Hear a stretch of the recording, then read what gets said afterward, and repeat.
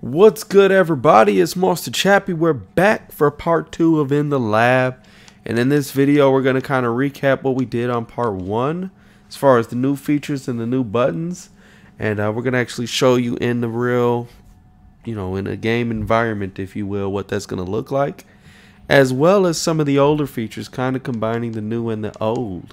So let's just go ahead and start things off. First things first. And let's go look at this.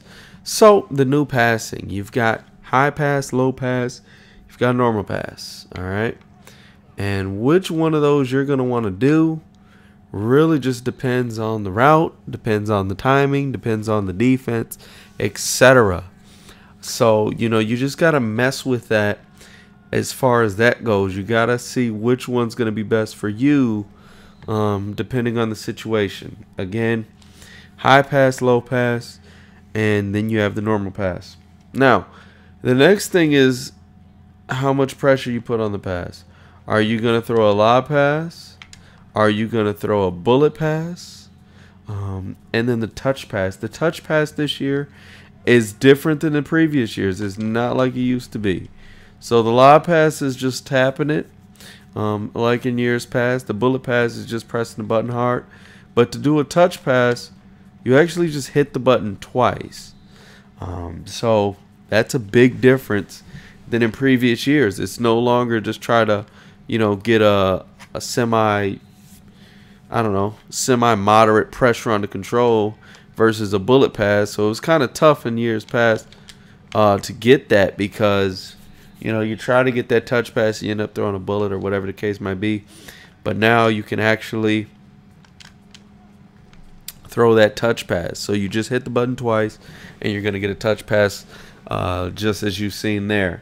So that's the thing as far as the passing goes. Now don't forget, the old feature in this case is using the left stick. You can still use total control passing. You can also combine total control passing with high pass and low pass. Now keep in mind, a lot of times, especially if you don't have a higher QB, if you combine low pass and high pass with things like, total control passing, a lot of times it's going to lead to some inaccurate passes. So try it out with your quarterback first and see what works best for him, for whatever team it is that you're using on a regular basis, or if you're playing MUT, whatever quality quarterback that you happen to have at the time.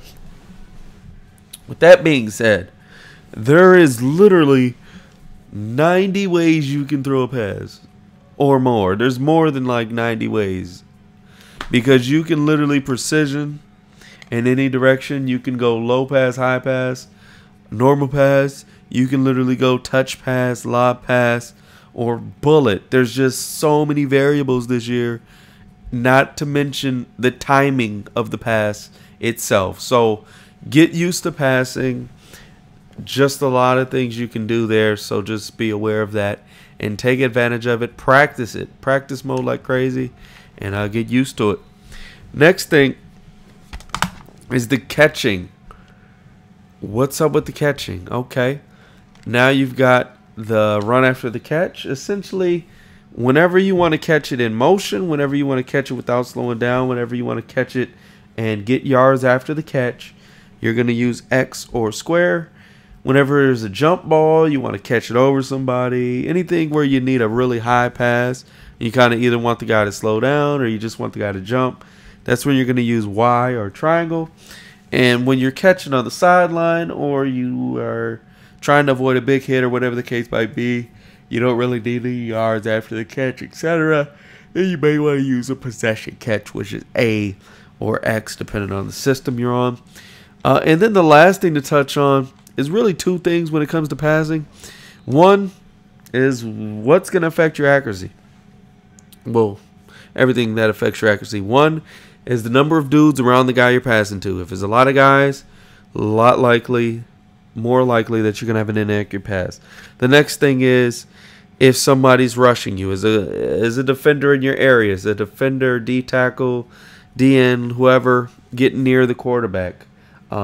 The other thing is, are you moving while you pass? You know, are you going left to right, left to right, left to right, passing?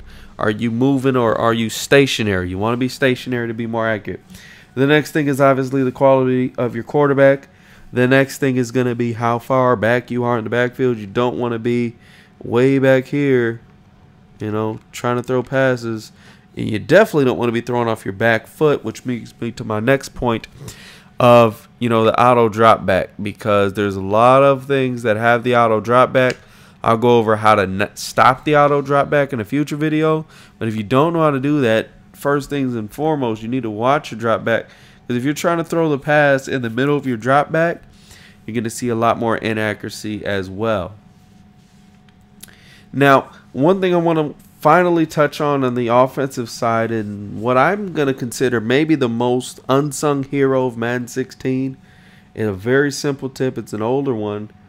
Simply put, one button, LB or L1, and that is the slide protection or pass protection, whatever you want to call it. But this will literally pick up almost every blitz in the game, especially if it's one of those 3-man or 4-man blitzes. Guarantee this is picking it up, man. I've seen a lot of little cute blitzes on YouTube, stuff like that. Trust me, guys, don't be one of the people that are, you know, on the highlight videos for these guys of them showcasing these blitzes. Just slide protect. I haven't seen any blitzes this year, you know, on YouTube or on forums or anything like that so far, that slide protection isn't picking up. You know, now if they're rushing 6, yes, you're going to have to block somebody. 5 versus 6, simple math. But if it's 5 versus 5 or anything less than 5 that they're bringing in, slide protection is going to pick it up. Also, play action blocking is good this year. But that right there is going to be a huge difference for you guys as far as that goes. Now, switching over to the defensive side of the ball. So definitely learn all the new offensive stuff, guys. It's going to help you out a ton. And also the tosses seem to be back this year. They seem to be pretty effective. But moving over to the defensive side of the ball, a couple things I'm going to touch on here. First and foremost is obviously going to be the new hot routes. So you can now hot route any player on the field without actually clicking onto them. So the way of the old would be, you know, move your little icon around, try and get your guy into whatever adjustments you need, and from there, you know, you kind of on your way.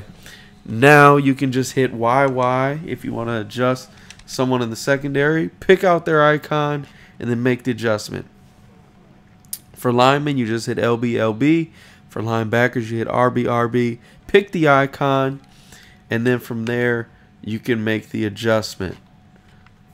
Now, one thing I want to point out about that is you need to know your formations. If you run 3 formations on defense, there's no reason you shouldn't already know which button coincides with which player on defense. You should know before the play that A is going to be your defensive end on the right side of the screen, and Y is going to be your D tackle, etc. for every player on the field, especially if it's a guy you're usually going to be hot routing or adjusting, because it's going to speed things up for you.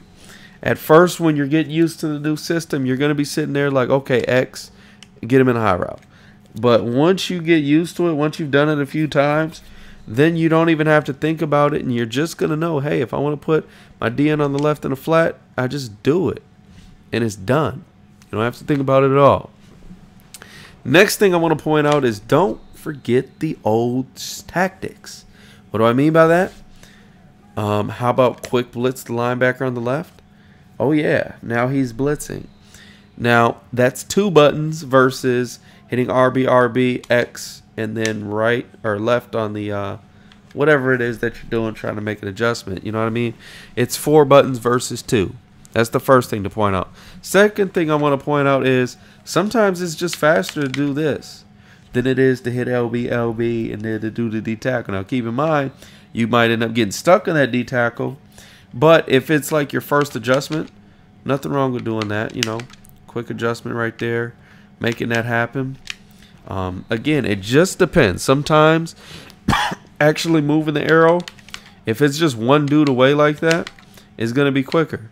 Sometimes, you know, especially if you're if you're on a corner, or you're on the safety back there and you need to get back to the safety, you're definitely going to want to do, LB and do it that way.